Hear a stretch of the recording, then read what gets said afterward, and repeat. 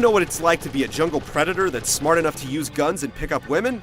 Grab a Wiimote and get ready for Far Cry Vengeance. In this game, Ubisoft unleashes the beast on Nintendo's motion-sensing Wii system. Vengeance seems to understand what it should be doing, but be warned, it may abuse its owner and has a bad case of the mange.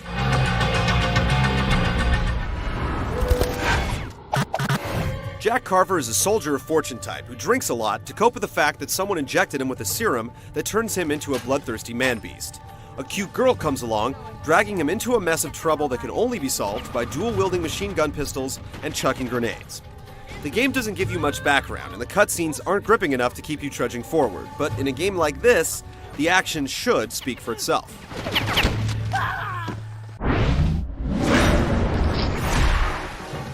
Missions take place on impressively large maps and are all keeping with the game's Jungle Island theme.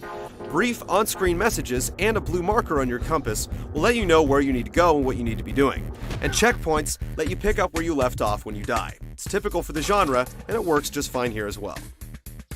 As you go, you'll come across a nice selection of guns. You can hold 3 different armaments at a time: a handgun, a medium-sized gun like a shotgun or assault rifle, and a really big gun like a sniper rifle or rocket launcher. It's a pretty good selection, but there's nothing out of the ordinary either. To transport yourself across long distances, you'll hop into a boat, pickup truck, jet ski, ATV, or whatever happens to be lying around. You'll also gain a few new abilities, like the ability to jump super high, and a stronger arsenal as you move from stage to stage. The objectives basically check off every box on the generic FPS list, and that's probably the best way to describe the game overall: generic. Adding to this feeling is the multiplayer, which is limited to just 2-player split screen.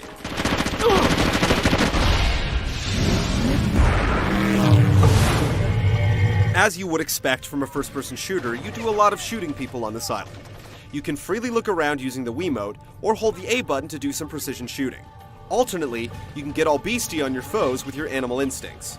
Highlights include healing yourself by waggling the nunchuck controller, which may or may not represent you scratching your ear with your hind leg, moving at extremely high speeds, and tearing into your enemies with your bare hands. While you're in Predator mode and you see red claw marks appear on the screen, flicking your Wiimote forward lets you leap onto an enemy like a rabid beast and wallop the ever-loving crap out of them. It feels pretty good to streak through the air like some kind of half-man, half-human homing missile, and in an otherwise typical shooter, it's the best thing about the game. The various actions with the Wiimote all feel pretty well done, with the exception of the thrusting motion needed to zoom in with your sniper rifle that never fails to screw up your aim.